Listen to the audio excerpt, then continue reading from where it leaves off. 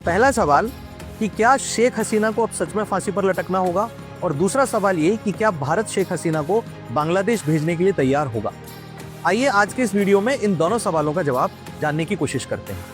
देखिए, किसी मूल देश में किसी देश के नागरिक को अगर फांसी की सजा या कोई भी न्यायिक सजा दी जाती है और वो नागरिक उस समय पर किसी अन्य देश में शरण लिए हुए हैं, तो ऐसी स्थिति में शरणार्थी को उसके मूल देश को वापस सौंपने की ये जो प्रक्रिया है, इसे प्रत्यर्पण कहते हैं, यानी एक्सट्राडिशन।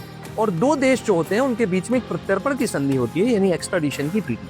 पहला तो ये कि जब दो देशों के बीच इस एक्सट्राडिशन की ट्रीटी को हम देखते हैं तो इसकी एक कॉमन कंडीशन, यानी एक मूल और बहुत बेसिक कंडीशन ये होती है कि कोई भी देश अपने शरणार्थी को उसके मूल देश में वापस भेजने से इनकार कर सकता है अगर उस शरणार्थी को उसके मूल देश में जिस न्यायालय ने सजा दी है वो सजाए मौत है, यानी कि डेथ पेनल्टी दी गई है।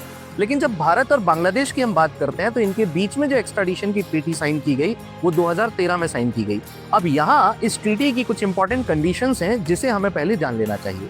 पहली कंडीशन जो यहाँ इंपॉर्टेंट है वो ये कहती है कि अगर शरणार्थी को सजा उसके देश में किसी राजनीतिक प्रकृति के अपराध के लिए दी गई है, यानी वो अपराध किसी राजनीतिक प्रकृति या स्थिति से प्रेरित है, तो ऐसी कंडीशन में शरणार्थी को शरण देने वाला देश उसके मूल देश में उसे भेजे जाने से इनकार कर सकता है। यानी भारत बांग्लादेश से मना कर सकता है कि यह अपराध तो राजनीतिक प्रकृति का है, क्योंकि आपने जो सजा सुनाई वो शेख हसीना के प्रधानमंत्री के कार्यकाल के दौरान उनके द्वारा लिए गए कुछ फैसलों और किए गए कृत्यों के लिए है, उनके एक्शंस के लिए है। तो ऐसी स्थिति में ये पॉलिटिकल नेचर का क्राइम है। दूसरा, जो शरणार्थी है उसे उसके देश में जब उसके ऊपर मामले पर सुनवाई चल रही थी, प्रोसीडिंग चल रही थी कोर्ट में, तो क्या उसे निष्पक्ष सुनवाई का अधिकार मिला, उसे एक फेयर प्रोसीडिंग का राइट मिला।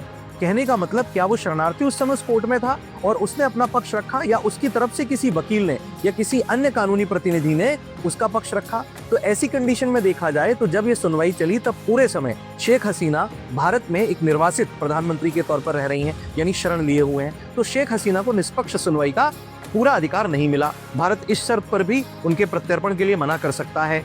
दूसरी चीज, अगर उन्हें मृत्युदंड की सजा दी गई है तो एक कॉमन ट्रीटी ये कहती है कि भारत इसके लिए मना कर ही सकता है। हालांकि आप लोग इस बारे में क्या सोचते हैं, आप हमें कमेंट में जरूर बताइए।